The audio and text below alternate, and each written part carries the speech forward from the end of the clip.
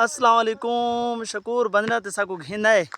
ते केरी वजह का हाँ इनाम ला चक्कर रखने था टीटक पट्टी करना ए कहंदे कर तो फेल दे माशाअल्लाह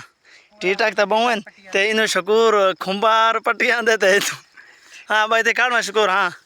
यार आए कर तो फेल दे वास्ते ओखे थे पे अच्छा बे टीटक में को रखड़े अच्छा हाँ रख थक पांदी जो खांदी है दी ज्वार गर्मी ए शकूर खराब तो नहीं वैसन किश ने खराब इन रंग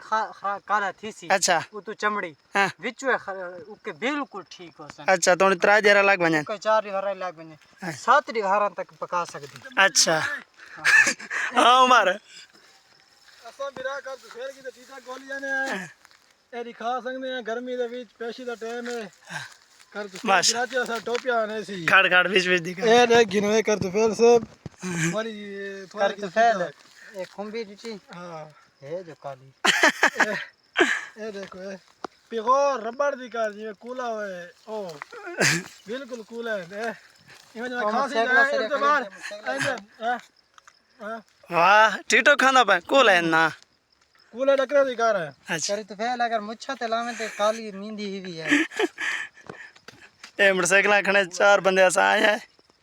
टीटो खरीदा भी है इन करके